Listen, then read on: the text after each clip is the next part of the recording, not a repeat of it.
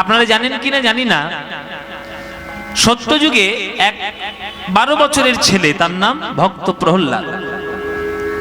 সেই প্রহ্লাদ দৈত্য বংশে জন্ম নিয়েছে, দৈত্যের ঔরসে জন্ম নিয়েছে। কিন্তু স্বাভাবিকভাবে আমরা দেখতে পাই যে বাবা মা যেমন হয় ছেলে পুলেগুলো তেমনই হয়।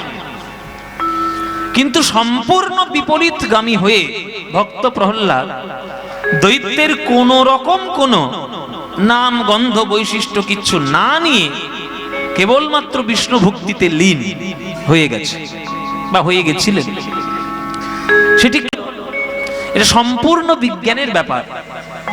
আমরা আমাদের পুরাণ শাস্ত্রের গল্পগুলোকে একটা গল্পের কাহিনীর মাধ্যমে আমরা শুনি, কিন্তু তার ভেতরের বিজ্ঞানকে আমরা কখনো দেখার চেষ্টা করি না।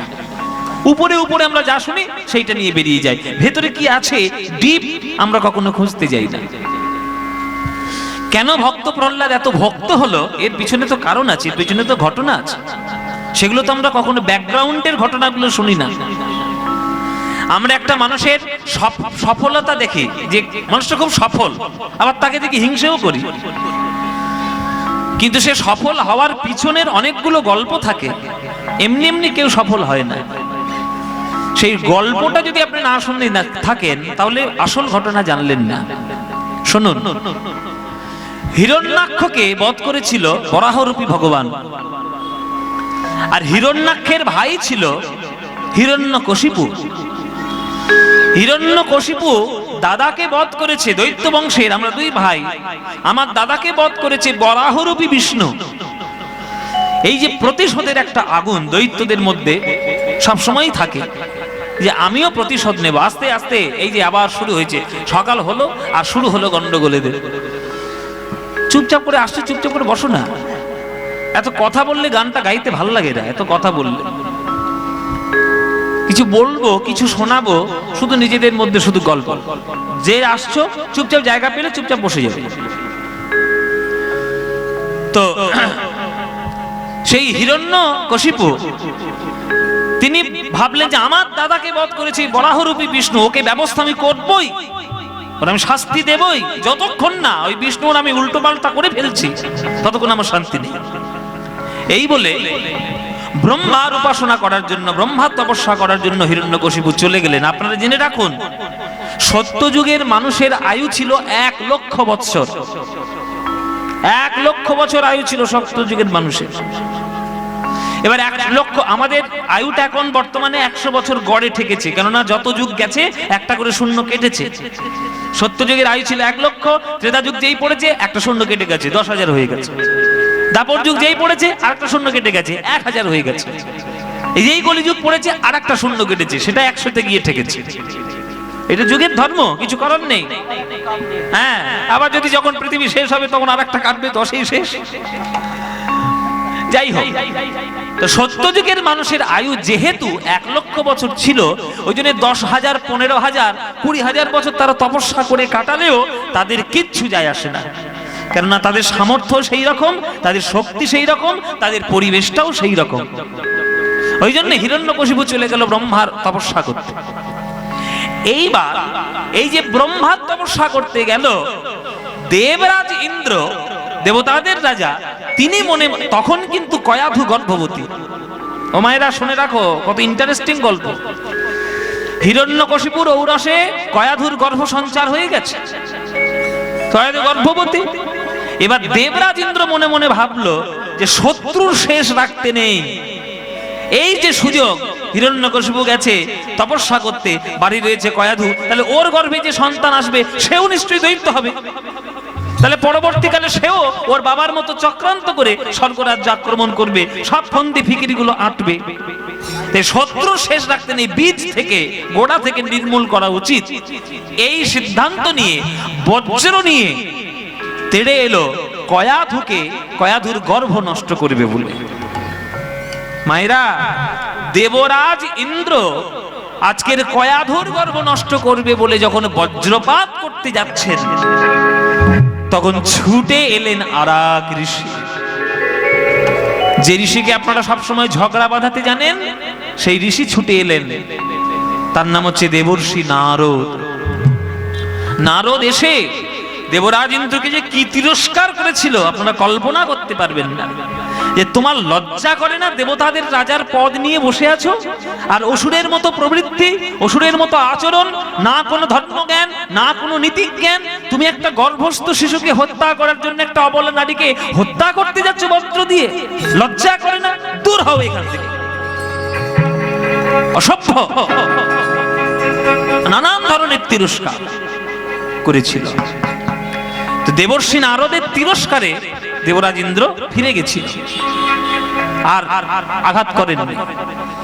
তখন নারদ মুনি কয়াধুর কাছে এসে বলছে, মা, এইখানে তুমি যতদিন থাকবে আর তোমার এই গর্ভে সন্তান যতক্ষণ থাকবে, নানান ধরনের শত্রু তোমার চারিদিকে ঘুরে ঘুরে বেড়াবে। কিন্তু ভগবান আমাকে আজ্ঞা দিয়েছে, দৈত্য বংশকে উদ্ধার করার জন্য তোমার গর্ভেই আসছে এক বিরাট মহান ভক্ত, তাই তোমাকে রক্ষা করা আমার কর্তব্য। এই দেবর্ষি নারদ কয়াধুকে নিয়ে নিজের আশ্রমে চলে গেছিলেন, নারদের আশ্রম। ওই নারদের আশ্রমে কয়াধুকে প্রতিপালন করেছিলেন এই নারদ মুনি। শুধু প্রতিপালন নয়, রোজ শ্রীমদ্ ভাগবতের শ্লোক পাঠ করে ওই কয়াধুকে শোনাতো।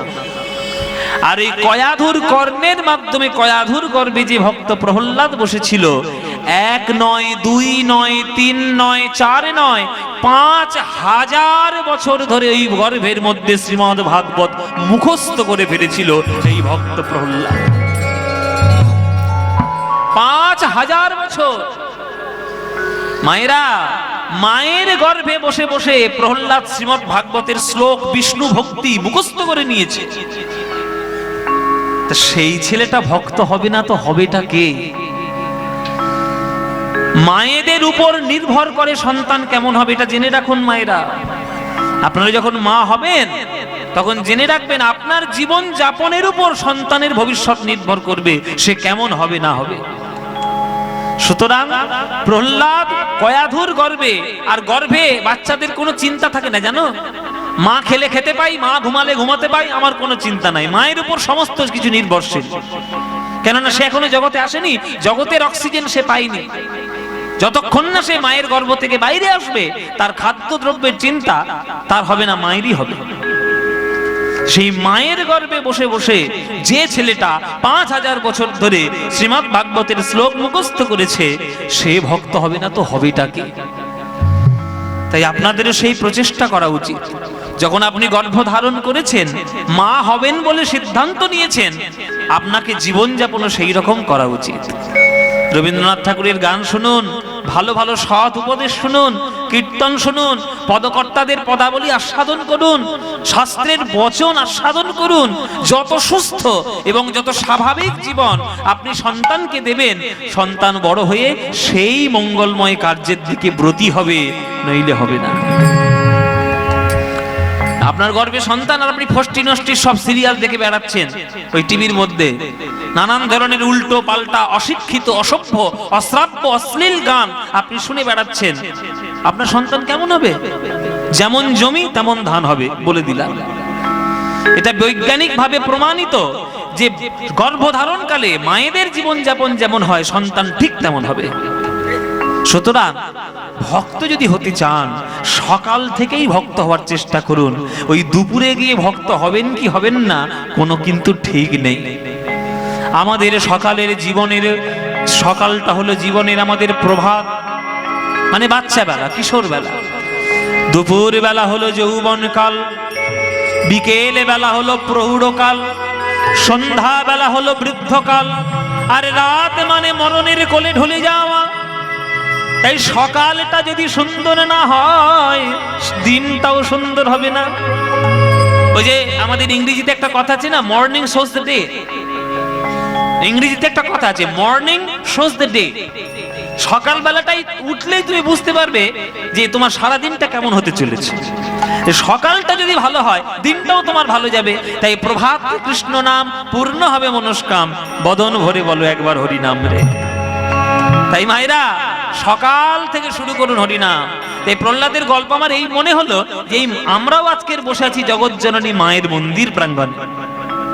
হ্যাঁ, আবার আমি শুনলাম যে এটা আপনাদের ঠিকঠাক মূর্তি নয়, আসল মূর্তিটা ওই বট গাছের তলায় আছে। হ্যাঁ, নদী থেকে পাওয়া গেছে, আসল মূর্তি ওইখানে। আমি প্রণামও করে এলাম। তাহলে এই যে একটা মহিমান্বিত জায়গা, মায়ের আশীর্বাদ ধন্য জায়গা, তাহলে আপনারা যদি এই মন্দির প্রাঙ্গণে বসে কীর্তন শুনে যদি ভক্ত না হতে পারলেন, তাহলে ভক্ত প্রহ্লাদের মতো ভক্তি স্থাপন করবেন কি করে? এই মন্দির প্রাঙ্গণটা দেখেই আমার প্রহ্লাদের গল্প মনে পড়ল, যে কেমন করে ভক্ত হতে হয় মাতৃ জঠর থেকে। আপনি ভগবানকে কিচ্ছু দেননি, ভগবান আপনাকে ভুরি ভুরি দিয়ে রেখেছে। সুতরাং সেটা দেওয়ার চেষ্টা করুন, দিলেই আপনি জানবেন যে আপনি সব কিছু পেয়ে যাবেন, সব কিছু পেয়ে যাবেন। সুতরাং সেই ভগবানের চরণে নিজেকে নিবেদন করার চেষ্টা করুন। প্রভু মেরো, প্রভু মেরো, প্রভু মেরো, প্রভু মেরো। সুরদাস, সুরদাস বলে একটা ভক্ত ছিল। তিনি তার গানের মধ্যে বলছেন, হে প্রভু, জন্ম নিয়েছি পৃথিবীতে মানব দেহ নিয়ে, কিন্তু তোমার ভক্ত আমি হতে পারলাম না। কেননা পাপে অপরাধে কালিমা লিপ্ত হয়ে আমার মনটা এমন ভরে রয়েছে আমি ভক্ত হতে পারিনি। তা প্রভু, তুমি তো পরশমণি, তুমি তো পরশ পাথর, আমার মতো পাপী ভক্তকে তুমি একটু ভক্ত করে দাও না। প্রভু মেরো, প্রভু মেরো, অবগুণ চিত না ধরো। প্রভু মেরো, অবগুণ চিত না ধরো। প্রভু মেরো, অবগুণ চিত না ধরো। প্রভু মেরো, অবগুণ চিত না ধরো। প্রভু মেরো, অবগুণ চিত না ধরো। समदर्शी है नाम तिहारो, समदर्शी है नाम तिहारो। समदर्शी है नाम तिहारो, चाहे तो पार करो। प्रभु मेरो अवगुण चित ना धरो। प्रभु मेरो अवगुण चित ना धरो। প্রভু মেরো, অবগুণ চিত না ধরো। অপূর্ব গান, আস্তে, অপূর্ব গান। শুধু গানটার এবার ব্যাখ্যা করছি, শুনুন মন দিয়ে। অবগুণ চিত না ধরো। গুণ, গুণের উল্টো কি হয়? দোষ, দোষ গুণ। তাহলে গুণের উল্টো দোষ। ও মায়েরা, ঘরে চাটা খাওয়া হয় নাকি? ঘরে চাটা খান তো? ঘরে চায়ের কাপ আছে? একটা চায়ের কাপে যতটুকু চা ঢালা সম্ভব, তার থেকে যদি বেশি চা ঢালি কি হবে? উপচে পড়ে যাবে। কবি বলছেন যে আমার হৃদয়টা ওই রকম একটা কাপের মতো, আর চাটা হচ্ছে পাপের মতো। ওই পাপ রূপী চা হৃদয় রূপী কাপে যতটুকু ধরার দরকার ততটুকু তো করেইছি, বরং এত পাপ বেশি করেছি হৃদয়ের মধ্যে আর জায়গা নেই, উপচে উপচে সব পড়ে যাচ্ছে, উপচে উপচে পড়ে যাচ্ছে। হ্যাঁ, তাই আমার হৃদয়ে কাপে আমার পাপ ধরার জায়গা নেই। কিন্তু প্রভু, তুমি তো শুনেছি সমদর্শী, তুমি নাকি সবাইকে সমানভাবে বিচার করো। তা আমার হৃদয়ে পাপেই ভরে যাক বা আমার হৃদয়ে পুণ্যতে ভরে যাক, আমি তোমার চরণ শরণ গ্রহণ করেছি, আমাকে যেন কৃপা করে দূরে সরিয়ে দিও না, তোমার চরণ একটু জায়গা দিও। समदर्शी है नाम तिहारो, चाहे तो पार करो। प्रभु अब गुण चित ना धरो। एक लोहा पूजा में राखत, एक रहत व्याध के घर परो। एक लोहा पूजा में राखत, रहो तो बैध के घर पर। আস্তে। একটা লোহা মন্দিরে থাকে ফলমূল কাটার জন্য, লোহা ওই শশা কলা আপেল কাটার জন্য।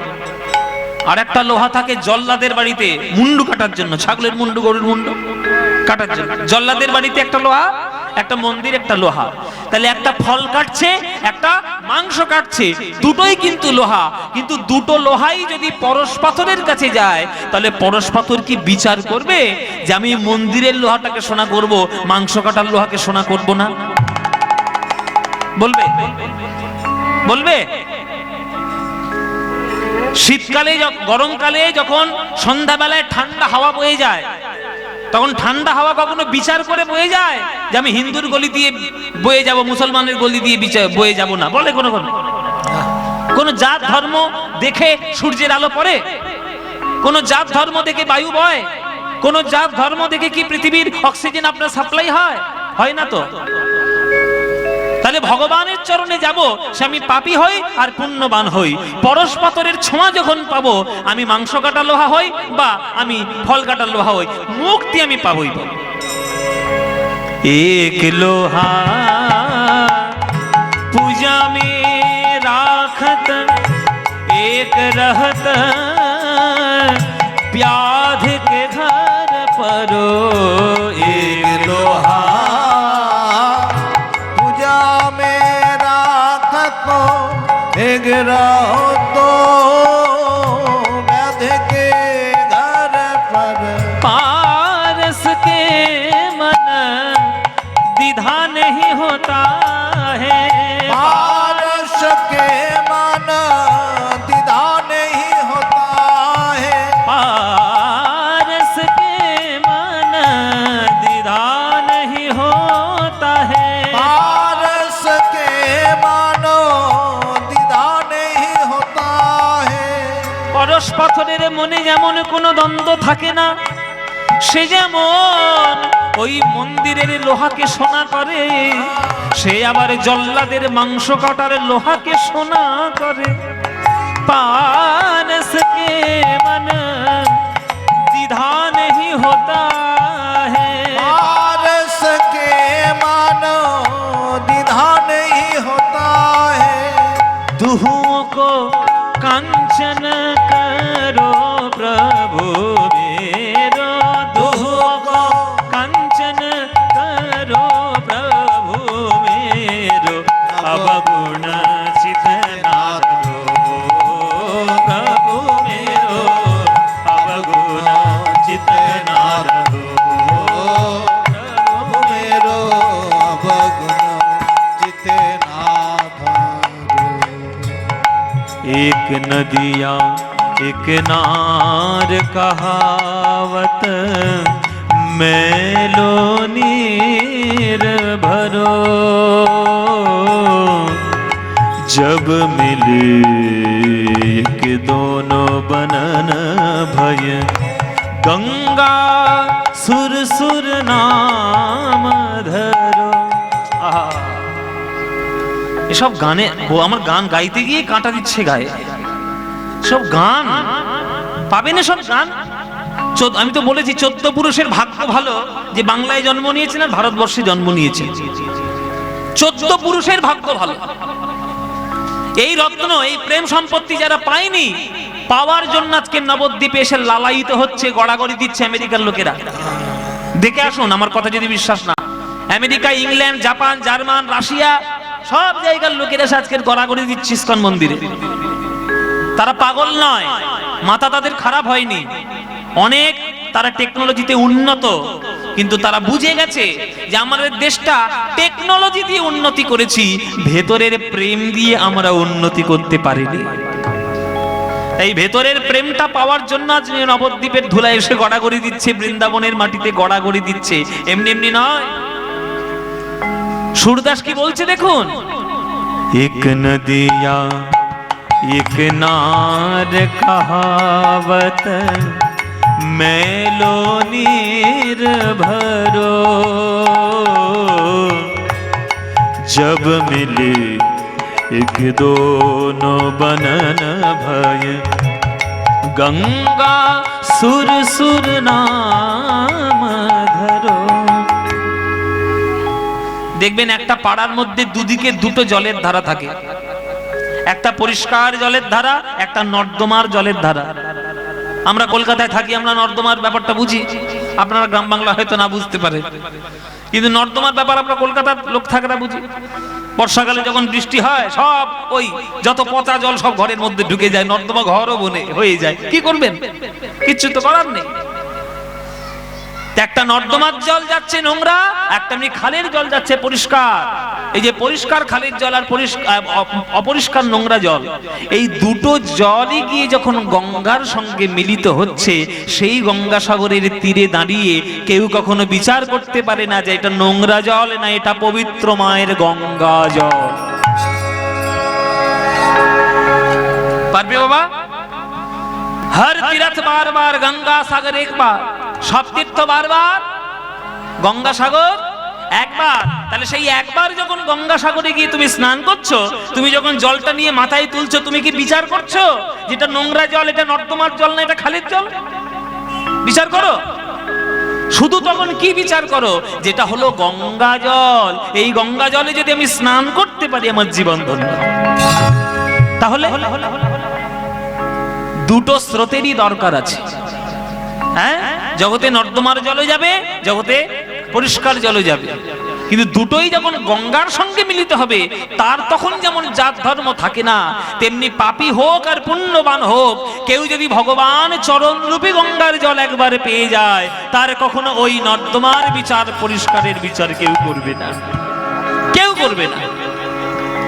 এক জীব एक ब्रह्म कहावत, सूरदास झगड़ो एक जीव एक ब्रह्म कहावत, सूरदास झगड़ो अज्ञान से भेद न होवे, अज्ञान से भेद न होवे, ज्ञानी काहे भेद करो प्रभु मेरो, ज्ञानी काहे भेद करो। এই গানটি কার জীবনে পরিবর্তন এনেছিল জানেন? স্বামী বিবেকানন্দ। বিবেকানন্দ এক রাজার বাড়িতে গিয়ে নিমন্ত্রিত অতিথি হয়ে গেছে। আর আগেকার দিনে রাজা রাজরাদের একটা স্বভাব ছিল, বৈশিষ্ট্য ছিল, যে ভালো বাইজিদের নিয়ে গান বাজনার মেহফিল জমানো, গান বাজনার মজলিস করা, গান বাজনার আসর বসানো। এবার বিবেকানন্দ মনে মনে ভাবলেন যে আমি একটা সন্ন্যাসী মানুষ, আমি যদি ওই মজলিসে যাই তাহলে আমার সম্মানে একটা হানি হবে। এবার যিনি গান গাইতে এসেছেন, যে বাইজি, তিনি কিন্তু বিবেকানন্দের নাম বহুদিন ধরে শুনেছেন, যে একটা বাঙালি ছেলে আমেরিকার মতো শহরে গিয়ে ভারতবর্ষের ধর্মকে রিপ্রেজেন্ট করেছে, ভারতের ধর্মকে নিয়ে প্রচার করেছে, কত বড় কাজ তিনি করেছেন। তাই শ্রদ্ধায় সম্মানে তার মনটা বিবেকানন্দকে দেখার জন্য একটু উদ্গ্রীব হয়েছিল।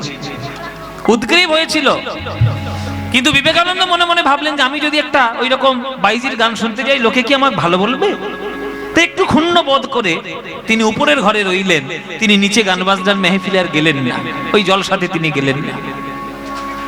এবার এই ঘটনাটা ওই বাইজির মনে খুব খারাপ, মানে খুব দুঃখ পেলেন, যে আমি শোনাতে, যাকে গান শোনাতে এলাম, তিনি আমার চোখের সামনে নেই। আসলে জীবনটাই আমার এমন, ভগবানের গান শোনানো আমার হলো না, এমন এক পাপী জীবন আমার, যে গুণী মানুষের সম্মান করার ভাগ্য আমার হলো না। এটা একটা মনে মনে দুঃখ ছিল।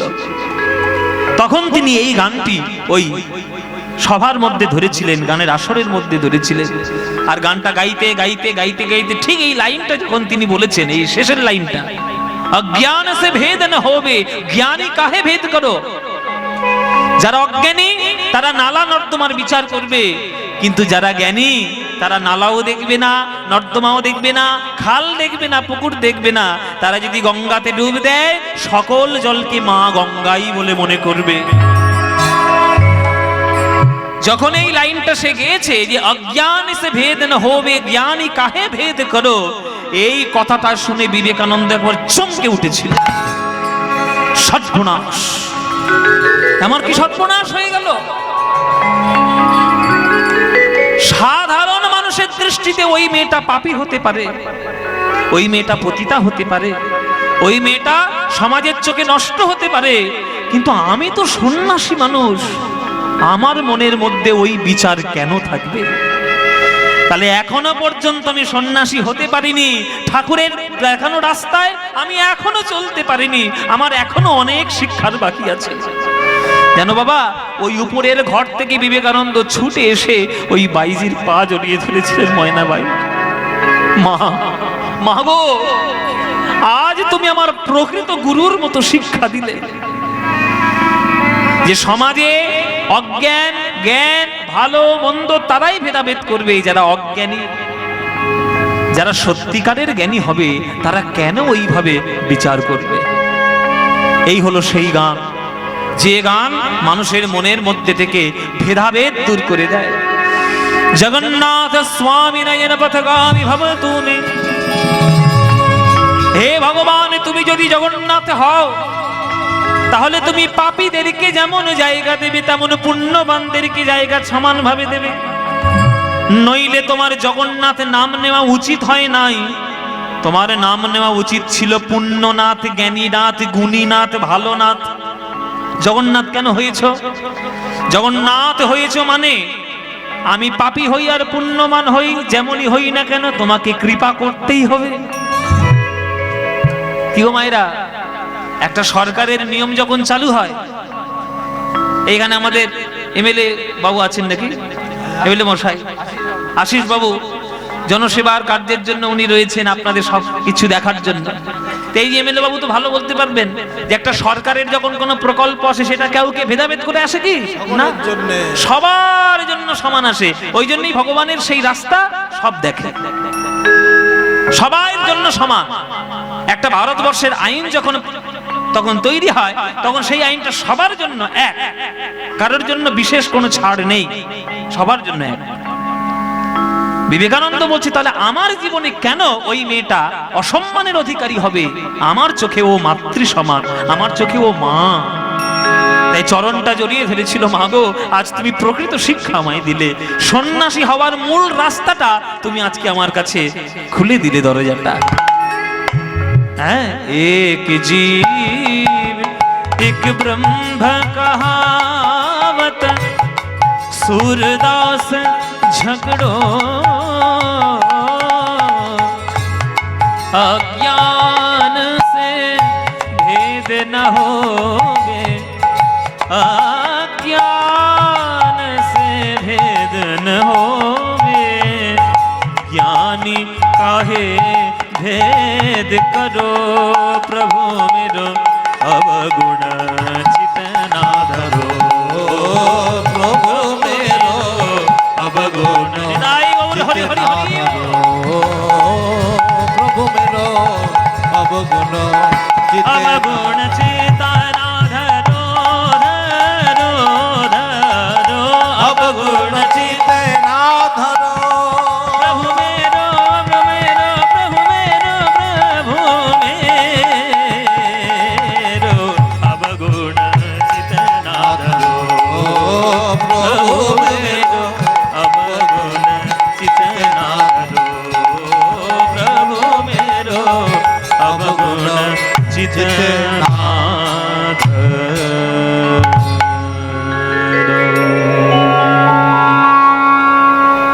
হরি বল হরি বল। এই এত সুন্দর ভজন সুরদাসের লেখা। অন্ধ লোক ছিলেন কিন্তু যা তিনি দর্শন দেখে, সব জিনিস মায়েরা জেনে রাখবেন, সব জিনিস চোখ খুলে দেখা যায় না। যারা অন্ধ হয় তারা যে জিনিসটা দেখতে পারবে তুমি সারা জীবন চোখ খুলেও সেই জিনিস দেখতে পারবে না। ওই জন্য কে কোন দৃষ্টিতে ভগবান দেখবে কেউ জানে না, তাই কাউকে অসম্মান করো না। হ্যাঁ, তাই মহাপ্রভু আমার সেই ভেদাভেদ দূর করার জন্য এসেছেন এই কলিযুগে। তাই পদকর্তা বলেছেন, বড়ই অবতার ভাই বড়ই অবতার, পতিতেরে বিলা হলো প্রেমের ভান্ডার, বড়ই অপরূপ ভাই রে, বড় অপরূপ ভাই রে, আমার গোরা চাঁদের নীলা রে, বড় অপরূপ ভাই রে, আমার গোরা চাঁদের নীলা রে, রাজা হইয়া কাঁধে করে ওই বৈষ্ণবের ঝোলা রে, রাজা হইয়া কাঁধে করে বৈষ্ণবের ঝোলা রে, রাজা হইয়া কাঁধে করে বৈষ্ণবের ঝোলা রে, রাজা হইয়া কাঁধে করে বৈষ্ণবের ঝোলা। আহা গৌরাঙ্গ করুণার কথা আমি কহিতে না পারি রে, গৌরাঙ্গ করুণার করুণার কথা আমি কহিতে না পারি, আজ সংকীর্তন মাঝে নাচে কুলের বৌহারি রে, সংকীর্তন মাঝে নাচে কুলের গৌহারি। হরি বল হরি বল। ও মায়েরা, এই কীর্তন শুনতে ভালো লাগে তো নাকি? বলে বাবা কালকে থেকে তুমি এক কথা বারবার আমাদের প্রশ্ন করে যাচ্ছ, কীর্তন শুনতে ভালো লাগে ভালো লাগে ভালো লাগে। আরে ভালো লাগে বলেই তো নদী ঝাঁপিয়ে মাঠ ভাঙিয়ে তবেই তো তোমার কীর্তন শুনতে এসছে, কি গো তাই না? এই আমার গান শোনার জন্য কত দূর দূর থেকে লোক এসছে কীর্তন, কেউ মাঠ ভেঙে এসছে, কেউ সাইকেল নিয়ে এসছে, কেউ বাইক নিয়ে এসছে, কেউ টোটো নিয়ে এসছে। তো এক কথা বারবার বলার কি দরকার? ভালো লাগে? হ্যাঁ রে বাবা, ভালো লাগে রে বাবা, ভালো লাগে বলে তো ইচ্ছে। বারবার বলার কি দরকার? জেনে রাখো মায়েরা, এই যে তোমরা আজকের পাশাপাশি বসে ঘর থেকে বাইরে এসে কীর্তন শুনছো, এটার প্রধান গুরুদায়িত্ব এবং প্রধান কৃতজ্ঞতা জানিয়ে রাখবে গৌর হরিকে। কেননা তিনিই বলেছিলেন, নারীদের যদি আজকে কীর্তন শোনানো না হয় তাহলে ভক্ত সন্তান জন্ম নেবে কি করে? মায়েদের কীর্তন শোনা সব থেকে জরুরি। কীর্তনের মধ্যে কোন শিক্ষাটি রয়েছে মায়েদের শিখে নেওয়া জরুরি, সেইভাবে জীবনযাপনটা পালন করা জরুরি। জীবনটা ফুর্তি করার জন্য নয়, জীবনটা সঠিকভাবে গঠন করার জন্য। এই যে এখনকার দিনে ফেসবুকে আর ইউটিউবে কত রকম দার্শনিক বেরিয়েছে, একটাই তো জন্ম পাবে, ফুর্তি করে কাটিয়ে দাও। বাহ, কি যুক্তি!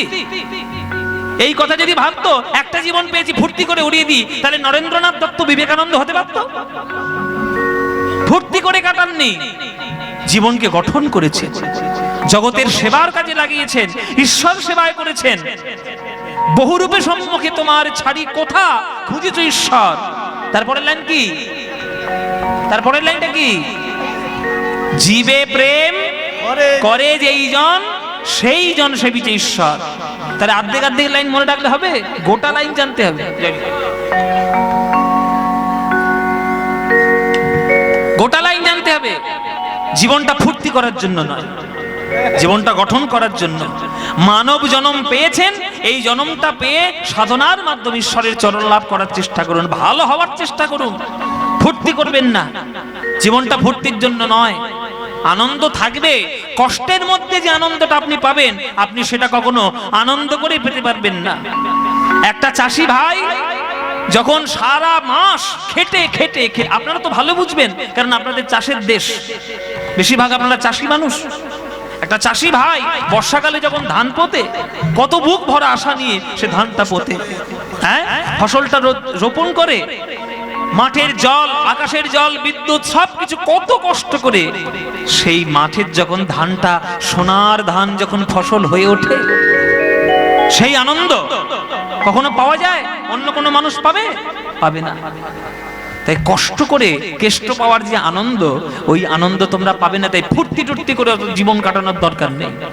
আনন্দ করবে না কেন? নিশ্চয়ই করবে। তাই বলে দিশাহীন আনন্দ করে কোনো লাভ নেই।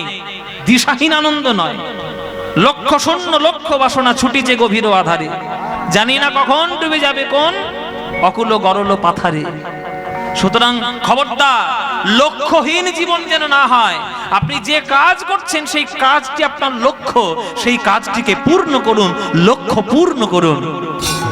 মানব জীবন পেয়েছেন ভগবান লাভ করার জন্য।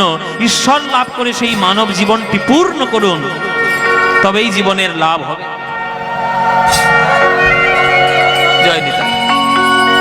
সুতরাং এই যে মায়েরা কীর্তন শুনতে এসেছেন, এই মায়েরা কীর্তন শুনে আপনারা ঈশ্বর জীবনটিকে লাভ করার চেষ্টা করবেন। হ্যাঁ, গৌরাঙ্গ করুণার কথা আমি কহিতে না পারি রে, গৌরাঙ্গ করুণার কথা কহিতে না পারি রে, সংকীর্তন মাঝে নাচে কুলের বৌহারি রে, সংকীর্তন মাঝে নাচে কুলের বৌহারি, যবনেও নাচে গায় আর বলে হরিনাম হরিনাম রে, যবনেও নাচে গায় বলে হরিনাম,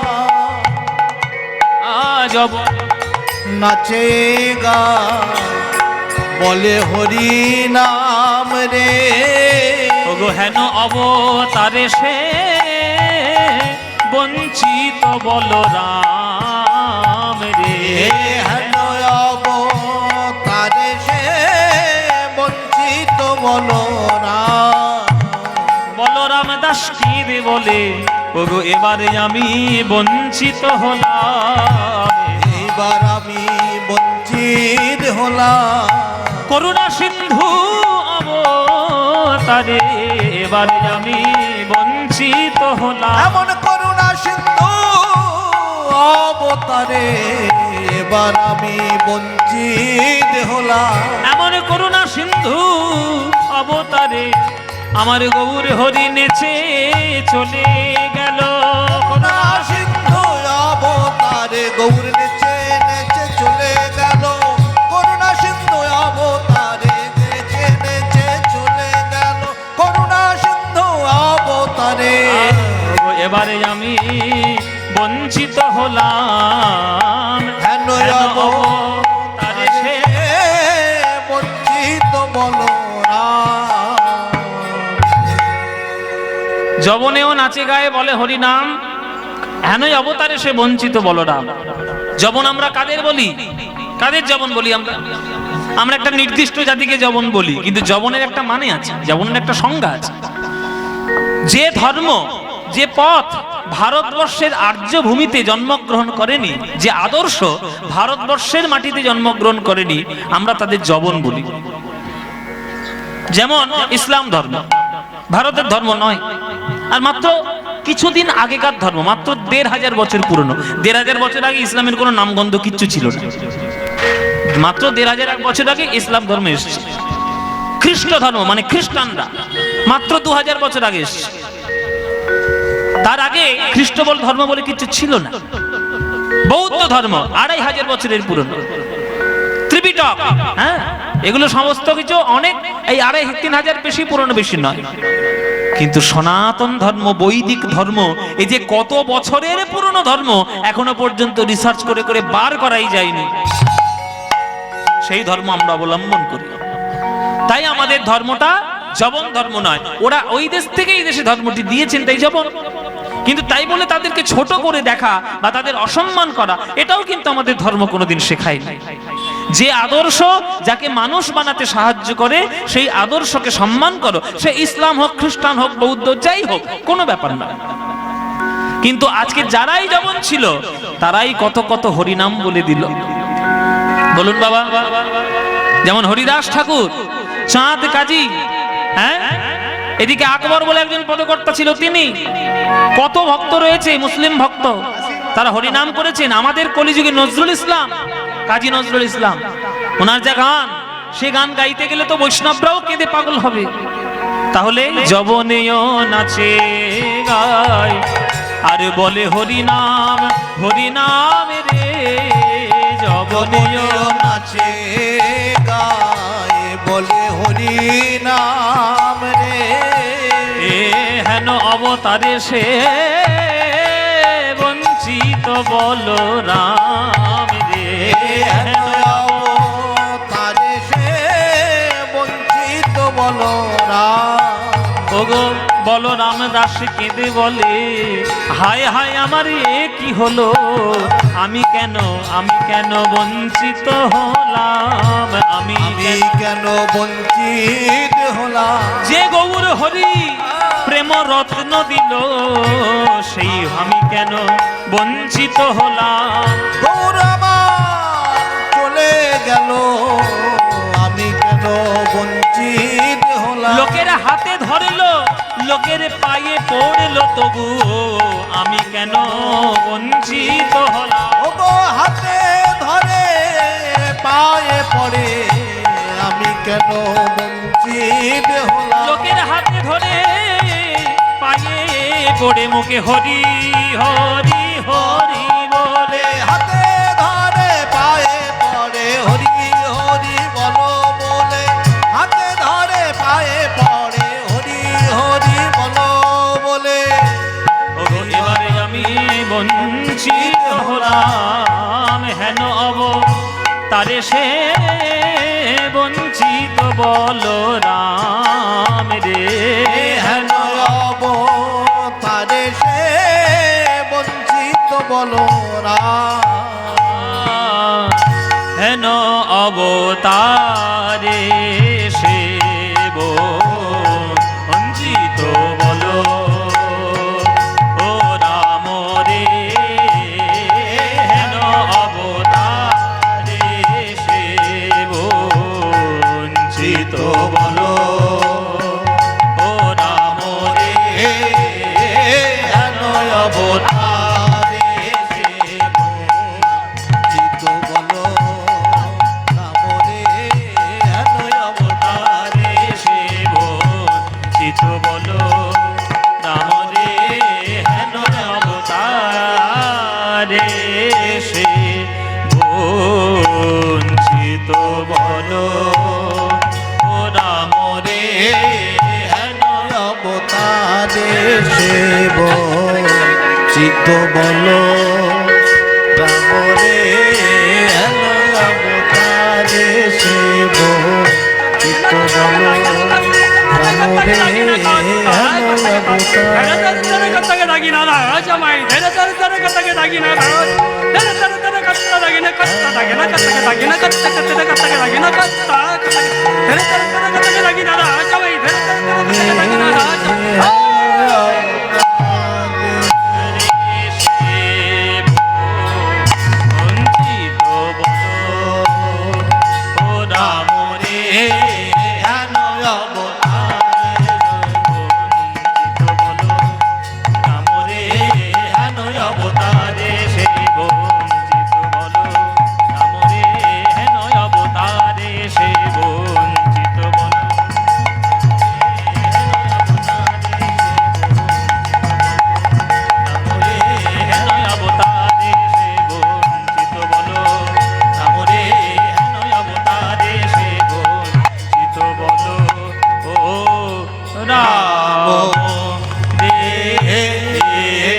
বঞ্চিত বলো।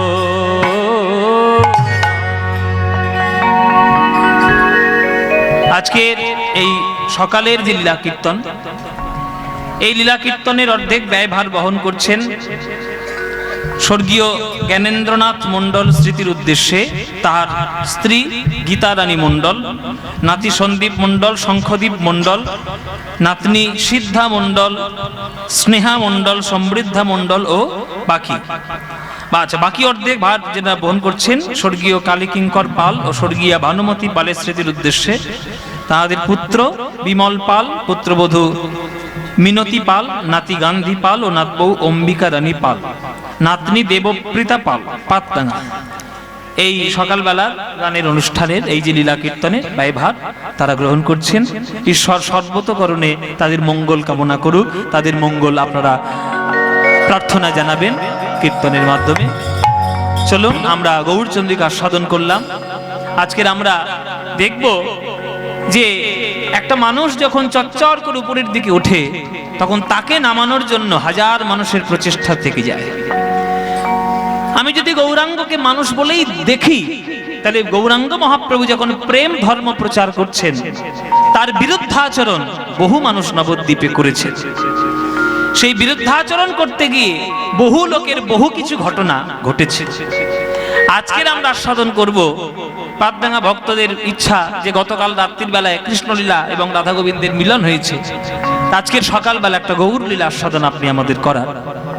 তো সকালবেলায় আমরা আস্বাদন করব যে মহাপ্রভুকে বদনাম করার জন্য বহু মানুষের প্রচেষ্টা ছিল। তার মধ্যে এমন একটা মানুষ ছিল যিনি শাক্ত ধর্ম অবলম্বী, কিন্তু তিনি বৈষ্ণব ধর্মের মহিমা খুব একটা ভালো বোঝেননি। পরবর্তীকালে তিনি শাস্তি পেয়ে তিনি গ্রহণ করেছিলেন এবং সেই ঘটনা আজকের আমরা আস্বাদন করব। চাপাল গোপাল ভক্ত তার উদ্ধার লীলার মাধ্যমে আমরা মহাপ্রভুর লীলা আমরা আজকে দর্শন করব। চলুন সে লীলা আমরা আস্বাদন করি। সবাই মিলে সকালবেলায় মন দিয়ে শুনবেন। আপনাদের কোনো চিন্তা নেই, আপনারা সবাই নিজেরাই জানেন যে আমাদের গান আজকের শেষ হবে, আর আপনাদের জন্য উদর পরিপূর্ণ করে প্রসাদের ব্যবস্থা আছে। আপনারা সবাই প্রসাদ পাবেন। হাজার হাজার মানুষের প্রসাদ সেবা আজকে নাকি সন্ধ্যা পর্যন্ত চলবে, প্রায় 10 থেকে 12 হাজার মানুষ নাকি প্রসাদ পাবে। বিরাট একটা রাজস্ব কাণ্ডের ব্যাপার আর কি। যাই হোক, আপনারা সেই প্রসাদ গ্রহণ করবেন এবং যতক্ষণ গানটা হবে গানটা মন দিয়ে শুনবেন। চলুন, চাপাল গোপালকে কেমন ভাবে মহাপ্রভু উদ্ধার করেছিলেন, কেমন ভাবে তার অহংকারকে চূর্ণ বিচূর্ণ করেছিলেন এবং ভক্তি ধর্ম বৈষ্ণব সত্যের অন্তর্দ্বন্দ্ব কি করে তিনি মিটিয়েছিলেন, সব ঘটনা আমরা আজকে জানবো।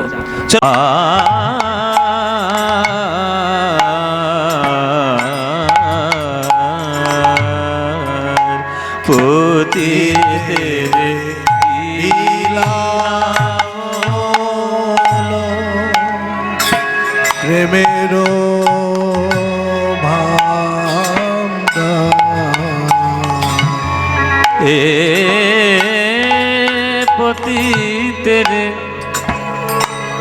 পতিতের বিলাল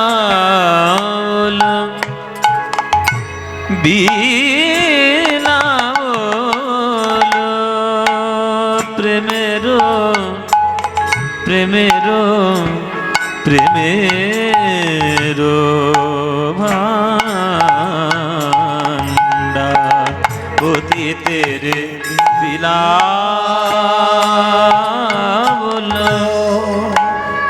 প্রেমের ভাণ্ডার প্রেমের ভাণ্ডার আমার গোরা হলো বড় অবতার, গোরা হলো বড় অবতার, সে যে বড় অবতার ভাইরে, সে যে বড় অবতার। আমার হাতে ধরে পায়ে পড়া হরি নাম বলানো অবতার, সে যে পতিতের বিলাবল, জাত ধর্ম বর্ণ দেখল না, হাতে পায়ে ধরে শুধু হরি নাম দিল। উঁচু নয় নিচু নয়, উঁচু নয় নিচু নয়, বড় নয় ছোট নয়, শুদ্ধ নয় অশুদ্ধ নয়, জাত নয় পাত নয়, সবাই যে গোবিন্দের ভক্ত, সবাই যে গোবিন্দের অংশ। এই সমান জ্ঞানে সমদর্শিতা নিয়ে সবার হাতে ধরে পায়ে পড়ে আমার গৌর হরি প্রেম দিল, প্রেম দিল। তাই পতিতের বিলাবল, বিলাবল, বিলাবল প্রেমের ভাণ্ডার পতিতের বিলাবল প্রেমের ভাণ্ডার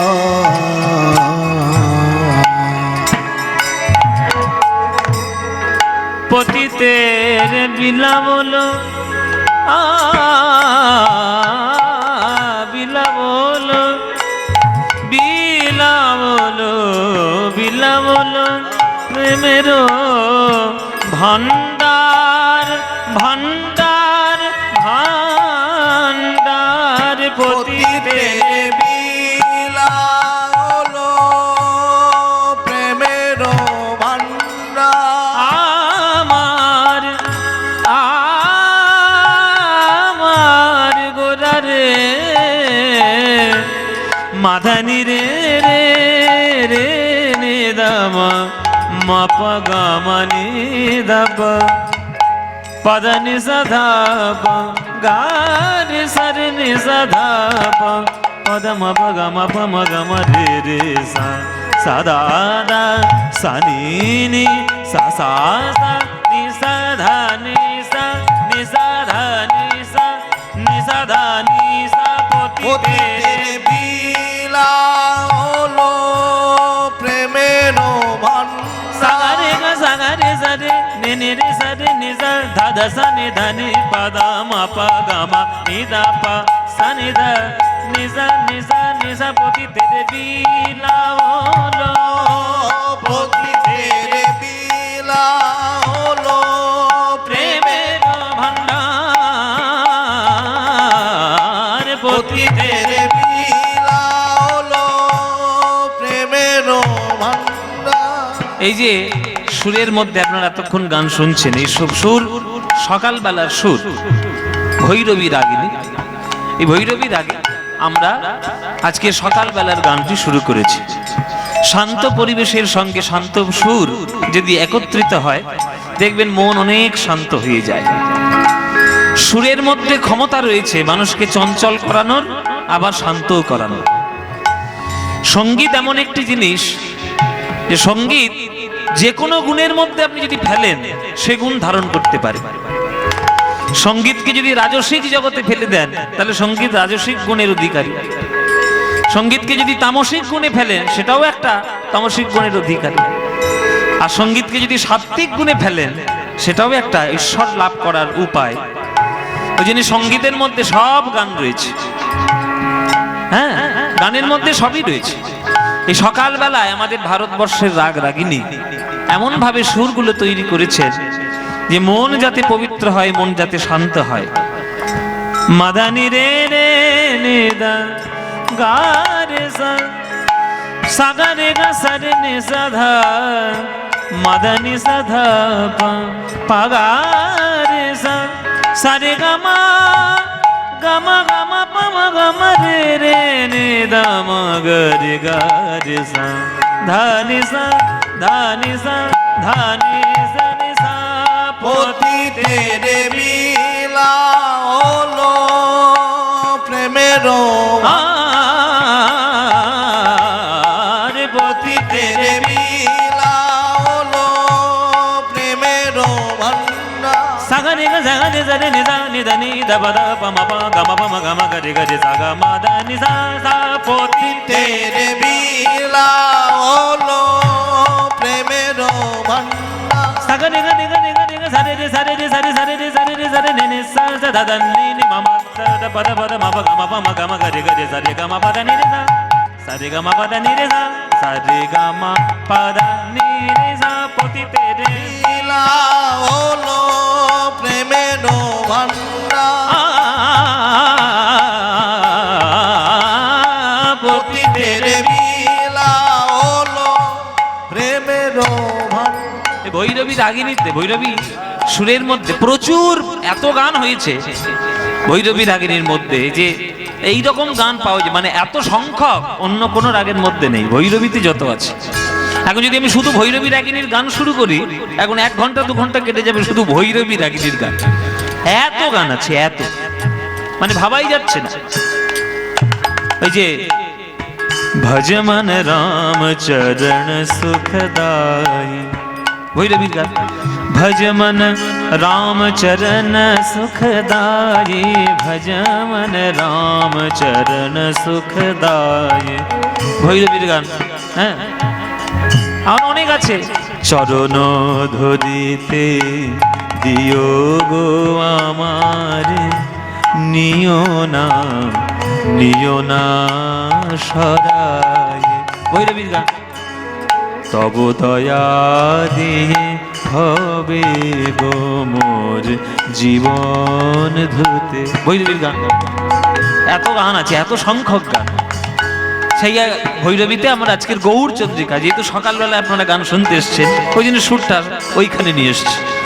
মাদানি রে জারে নিজা ধানি পাদা মাদা বামা গামা পামা গামা গরে গরে যা ধানি জারে যা ধানি জারে যা ধানি জারে যা পতি লীলা হলো প্রেমের ভান্ডার। সারে গামা পামা গামা গরে গরে জারে নিজা ধানি পাদা মামা গামা পামা গামা পাদা নি রে যা পাদা নি রে যা পাদা নি রে যা পতি তেরে লীলা হলো প্রেমের ভান্ডার পতি তেরে লীলা হলো প্রেমের ভান্ডার। ওগো ভাগ্যবান কলিযুগী বাসীগণ, এই দয়ালে মহাপ্রভু এসেছিলেন বলে আজ তোমরা পাশাপাশি বসে কীর্তন শুনতে পাচ্ছ।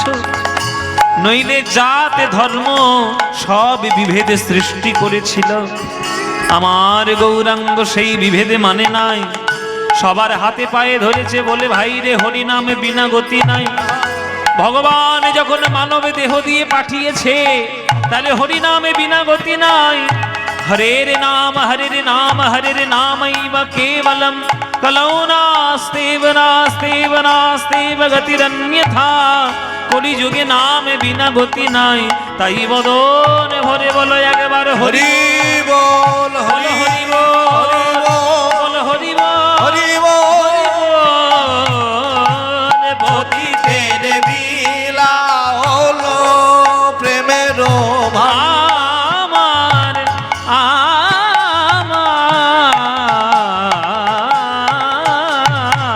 আমার পতি তেরে লীলা হলো প্রেমের ভান্ডার। ওগো ভাগ্যবান কলিযুগে বাসীগণ, এই গৌর হরির জন্য তোমাদের আর ভয়ে নাই ভয়ে না, আর ভয়ে নাই ভয়ে না, ভয়ে নাই ভয়ে না, ভয়ে নাই ভয়ে না।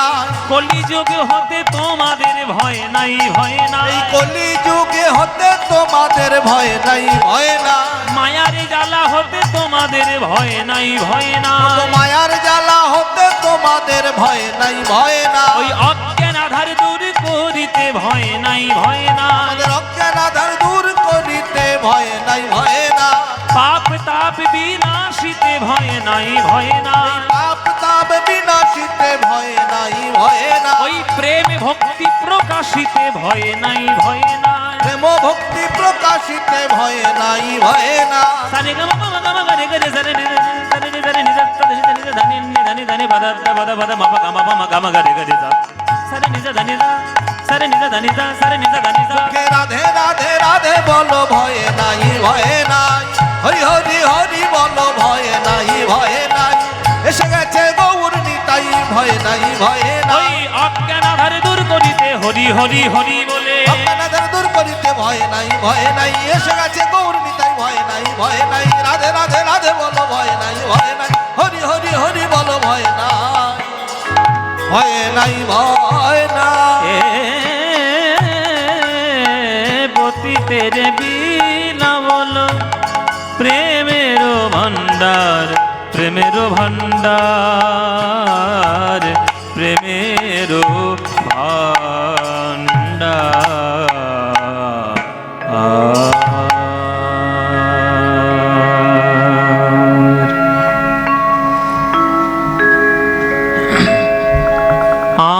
आनन्दलीलामय विग्रहाय हेमाभूदिव्यच्छविसुन्दराय तस्मै महाप्रेमरसप्रदाय चैतन्यचन्द्राय नमो नमस्ते नमो नमस्ते नमो नमस्ते।